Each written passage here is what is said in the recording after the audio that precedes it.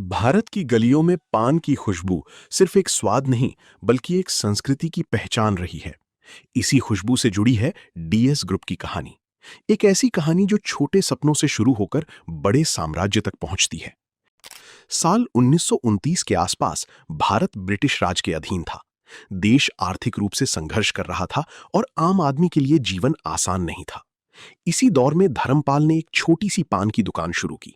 ये दुकान कोई आलीशान जगह नहीं थी, सिर्फ एक साधारण ठेला, कुछ सुपारी, तंबाकू और पान के पत्ते। लेकिन इस साधारण शुरुआत के पीछे एक असाधारण सोच थी। धर्मपाल का मानना था कि अगर ग्राहक को अच्छा अनुभव दिया जाए तो वो वापस जरूर आएगा। वो हर ग्राहक को सम्मान देते, उनकी पसंद याद रखते और पान बनाने में एक खास बारीकी दिखाते। धीरे धीरे उनकी दुकान पर ग्राहकों की भीड़ बढ़ने लगी। फिर आया 1947, भारत का विभाजन।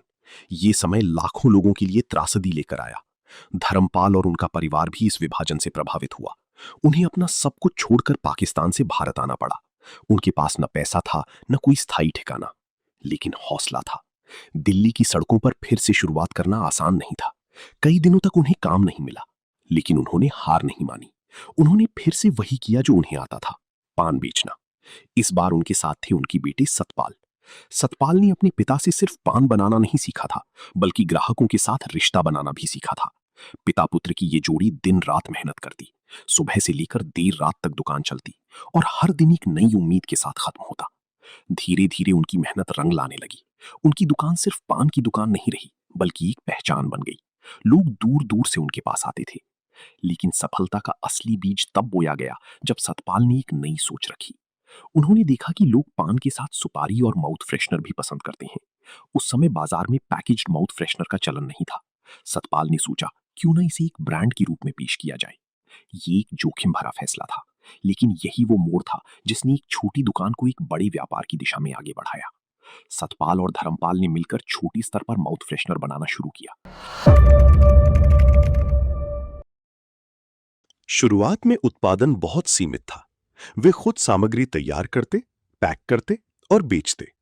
हर पैकेट में सिर्फ उत्पाद नहीं, बल्कि उनकी मेहनत और विश्वास भी होता था।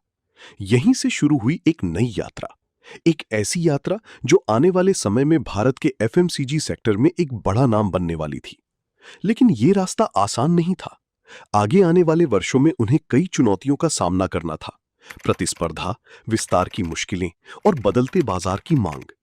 फिर भी उनकी एक खासियत थी, वे हर चुनौती को अवसर में बदलना जानते थे। यही जज्बा उन्हें आगे ले जाने वाला था। धर्मपाल और सतपाल की मेहनत अब धीरे धीरे रंग दिखाने लगी थी। छोटी पान की दुकान से शुरू हुआ सफर अब एक नए मोड़ पर खड़ा था। लेकिन असली चुनौती अब शुरू हो रही थी, अपने काम को एक पहचान देना, एक ब्रांड बनाना। 1960 और 70 के दशक का भारत बदल रहा था। बाजार में नए उत्पाद आ रहे थे और ग्राहक अब सिर्फ स्वाद ही नहीं, बल्कि गुणवत्ता और भरोसा भी चाहते थे। सतपाल ने इस बदलाव को बहुत जल्दी समझ लिया। उन्होंने महसूस किया कि अगर उन्हें आगे बढ़ना है तो सिर्फ पान की दुकान तक सीमित रहना काफी नहीं होगा। यहीं से जन्म हुआ एक नए विचार का, पैक्ड माउथ फ्रेशनर को एक संगठित ब्रांड के रूप में पेश करने का। शुरुआत में उन्होंने छोटे छोटे पैकेट बनाकर बेचना शुरू किया। उस समय ये एक नई चीज थी। लोग खुले में मिलने वाले उत्पादों के आदी थे, लेकिन पैकेजिंग ने उन्हें आकर्षित किया। इससे उत्पाद साफ सुथरा भी लगता था और भरोसेमंद भी। धीरे धीरे ये प्रयोग सफल होने लगा। धर्मपाल और सतपाल ने अपने बिजनेस को एक नाम दिया, डीएस ग्रुप। ये नाम सिर्फ एक कंपनी नहीं, बल्कि उनकी मेहनत और संघर्ष की पहचान बन गया। अब उन्होंने उत्पादन बढ़ाना शुरू किया। छोटे स्तर से निकलकर वे फैक्ट्री सेटअप की ओर बढ़े। ये एक बड़ा कदम था, क्योंकि इसमें निवेश भी था और जोखिम भी। लेकिन उनके पास एक स्पष्ट विजन था, क्वालिटी से कभी समझौता नहीं करना। उनकी यही सोच उन्हें बाकी प्रतिस्पर्धियों से अलग बनाती थी। इसी दौरान उन्होंने अपने सबसे लोकप्रिय उत्पादों में से एक को लॉन्च किया, रजनीगंधा। रजनीगंधा सिर्फ एक माउथ फ्रेशनर नहीं था, बल्कि एक अनुभव था। इसकी खुशबू, इसका स्वाद और इसकी पैकेजिंग, सब कुछ अलग था। धीरे धीरे ये हर घर में पहचाना जाने लगा। इसके बाद उन्होंने तुलसी जैसे और भी प्रोडक्ट्स लॉन्च किए, जो अलग अलग ग्राहकों की पसंद को ध्यान में रखकर बनाए गए थे। लेकिन सिर्फ अच्छी उत्पाद बनाना ही काफी नहीं था। सतपाल ने मार्केटिंग की ताकत को समझा।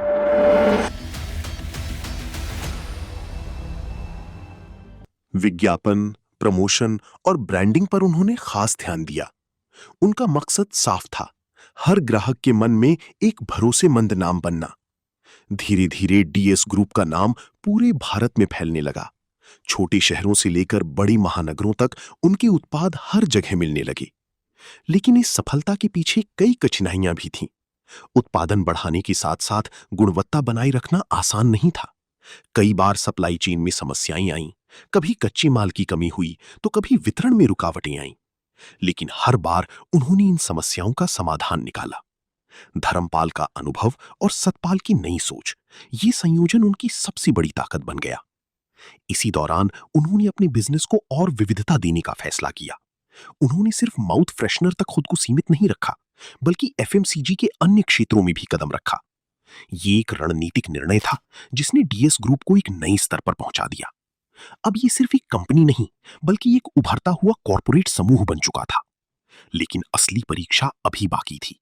बदलते समय के साथ उन्हें खुद को भी बदलना था। नई प्रतिस्पर्धी बाजार में आ रही थी और ग्राहकों की उम्मीदें भी बढ़ रही थीं। क्या डीएस ग्रुप इस चुनौती का सामना कर पाएगा? क्या धर्मपाल और सतपाल का सपना और भी बड़ा रूप ले पाएगा?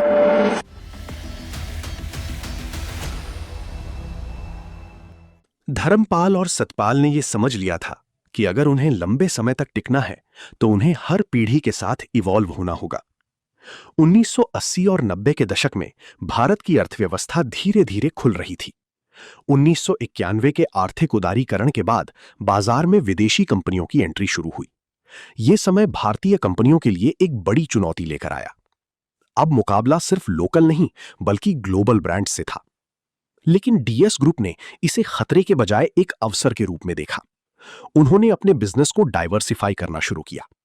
माउथ फ्रेशनर के अलावा उन्होंने फूड और बेवरेज, हॉस्पिटैलिटी, एग्रीकल्चर और कन्फेक्शनरी जैसे क्षेत्रों में कदम रखा।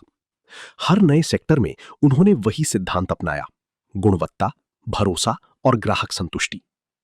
इसी दौरान कंपनी ने अंतर्राष्ट्रीय स्तर पर भी अपनी पहचान बनानी शुरू की। उनके उत्पाद अब भारत के बाहर भी निर्यात होने लगे। लेकिन इस सफलता के पीछे सिर्फ बिजनेस स्ट्रैटेजी नहीं थी, बल्कि एक मजबूत पारिवारिक मूल्य भी था। धर्मपाल और सतपाल ने हमेशा अपने काम को सिर्फ मुनाफे के लिए नहीं, बल्कि एक जिम्मेदारी के रूप में देखा।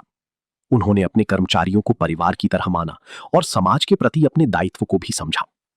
इसी सोच के तहत डीएस ग्रुप ने कई सामाजिक कार्यों में भी योगदान दिया, शिक्षा, स्वास्थ्य और पर्यावरण के क्षेत्र में।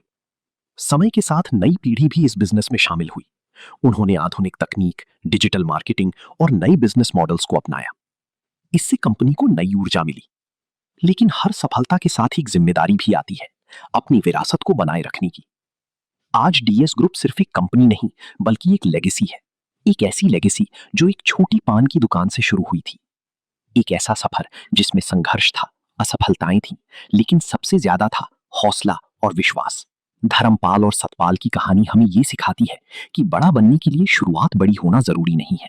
जरूरी है सही सोच, लगातार मेहनत और समय के साथ खुद को बदलने की क्षमता। उनका ये सफर सिर्फ एक बिजनेस स्टोरी नहीं, बल्कि एक प्रेरणा है, एक याद दिलाने वाली कहानी कि अगर इरादे मजबूत हों तो एक छोटा सा कदम भी एक दिन साम्राज्य में बदल सकता है।